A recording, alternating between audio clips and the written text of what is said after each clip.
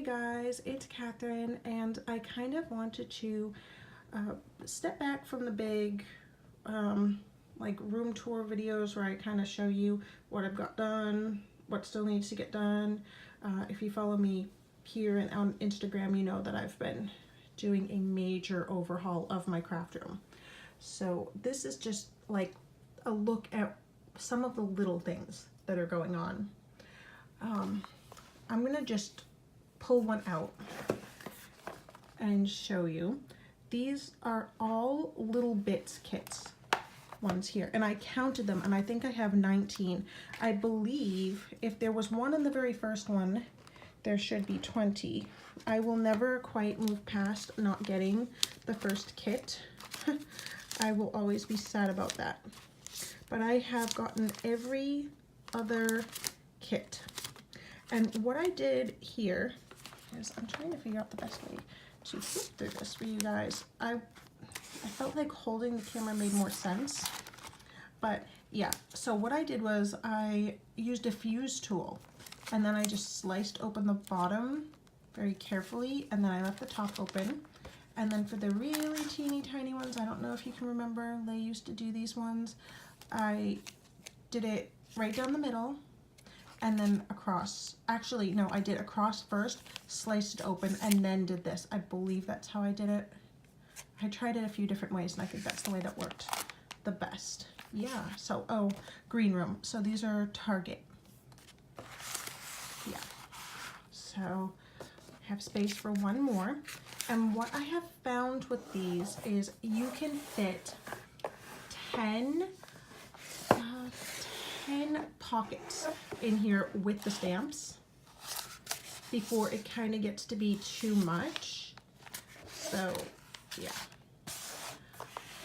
these are the mini binders. So you might be used to the usual 3-ring binders that are huge. You could fit a full-size sheet of paper, an 8x10. These are half size. So if you're familiar with like an A5, that's basically what this is. So it's like 5x8, or a little bit bigger than 5x8, and it holds a 5x7 obviously very well. Now, a couple of these really big transparent ones, I did have to trim ever so slightly to get them in the pocket. Like this is the biggest one. And then, yeah. So I'm just putting 2 sheets because there's an even number in all but I think one of the kits. There was either one of the kits or I must have just used up an entire sheet.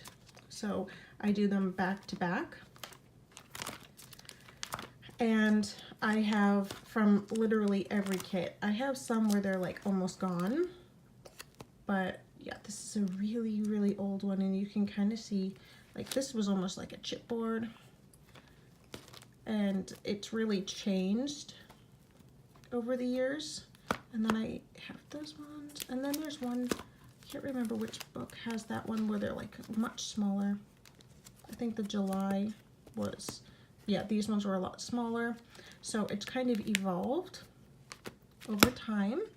And there are some months where I do a lot of stamping, some months where I do a lot of stickers, others where I do a lot of washi. So I end up with a lot of leftovers from my kits, and I need a way to store them. And for me, this is working really well. So I have like a couple kits that I had saved and hadn't used. So what I had been doing was I was keeping the entire kit together in these 5x7 iris photo boxes, and these work great. Like the 4x6 ones are amazing. You can fit 6 of Lay's inks in them. The 5x7 doesn't quite hold. You need the 4x6.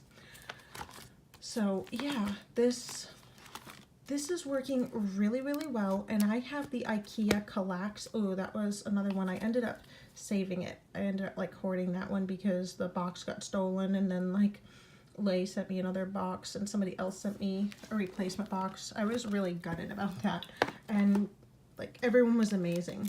So I have been saving that for like when something horrible happens, I'm going to use that kit. This is I think the second kit ever done.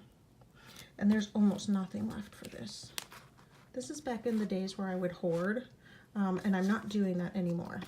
So like these stickers were like too good to use, and yes, that's how I got into this mess where I have too much stuff.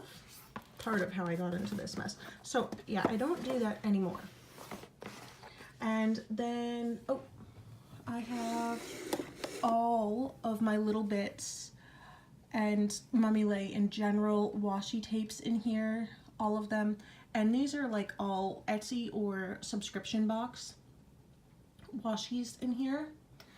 And what I want to start doing is whatever is current for the month, I can take and just put on the bottom part of this. I'm going to keep this top part for like my jewelry because I take it off a lot for filming and crafting.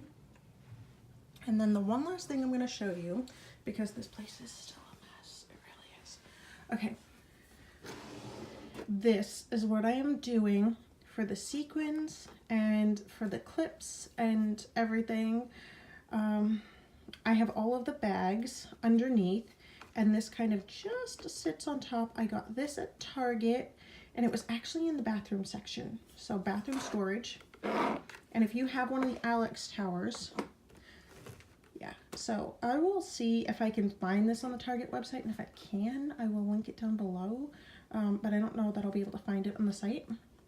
So yeah, and it's the same thing. There are some months where I used a ton of these and other months where I didn't, but that's the thing about sequins. You can use a ton of them, and some, it's like they regenerate. I don't know. Oh, and if you had like some of the little, I don't know, the baggies, this material, some people had them like it didn't work for the sequins. I have like these tiny little jars that had jam in them. I got them from World Market. I bought them and then I made my kid a sandwich and then stuck that in the dishwasher. And then these are, I think it's like Cisterna is the brand. Yeah.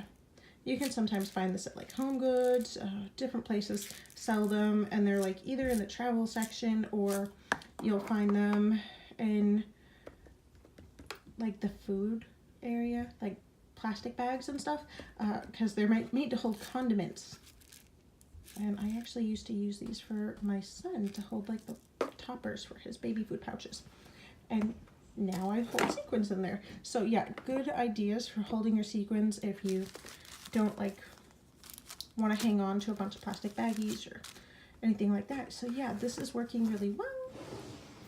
And I don't think, yeah, I just have one more in there, and unfortunately I took the sticker off of it. So these are how they had been stored, and I'm going to kind of go through here and figure out how I want to change this.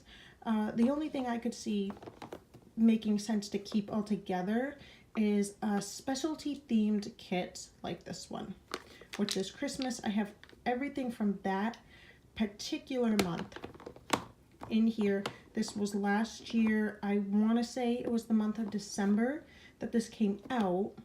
So it was supposed to be the December kit, so some people wouldn't have got it in time, but the artwork was made so that some of it could be used in February for Valentine's Day and stuff like that.